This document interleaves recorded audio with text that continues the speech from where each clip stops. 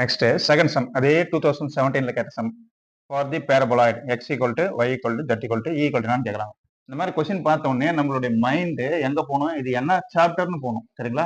என்ன chapter? Differential geometry. அந்த சாப்டருக்கு mind போகணும். ஓகேங்களா? இப்போ அந்த சாப்டருக்கு மைண்டு போயிட்ட உடனே இது எந்த ஏரியாவில் இருக்குதுன்னு பார்க்கணும்.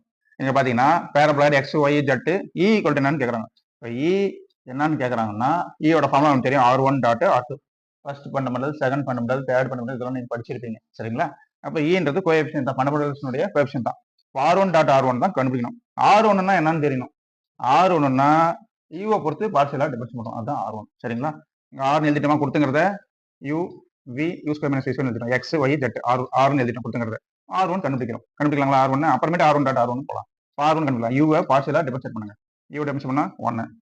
இங்க இருக்கு V பார்ஷியல் டிபெண்ட் தான், V டிபெண்ட் பண்ணா என்ன ஆயிரும்? 0 ஆயிரும்.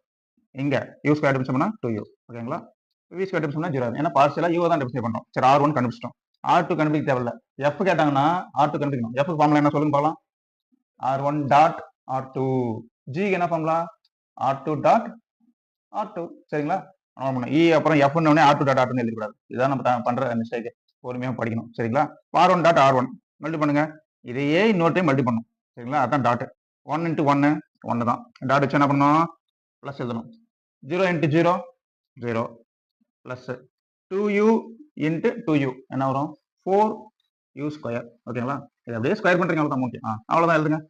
என்ன வரும்? 0 விட்டுடலாம். 1 பிளஸ் 4U ஸ்கொயர். எங்க ஆன்சர் இருக்குன்னு பாருங்க. 1 பிளஸ் 4U ஸ்கொயர். இதுதான் ஆன்சர். ஓகேங்களா? இதுதான் R1. E கேட்டாங்கன்னா, F கேட்டாங்கன்னா R1 எழுதிட்டீங்களா? R2 கண்டுபிடிக்கணும். R2னா என்னங்க? V ஐ பொறுத்து பார்ஷியலா டிபெண்ட் பண்ணணும். இதை V ஐ பொறுத்து பார்ஷியலா டிபெண்ட் பண்ணணும். R1 R2 மல்டி பண்ணீங்கன்னா அதான் F. G கேட்டாங்கன்னா R2 கண்டுபிடிக்கணும். V ஐ பொறுத்து டிபெண்ட் பண்ண இல்லைங்களா? அதையே 2 முறை இப்ப நம்ம பண்ண மாதிரி.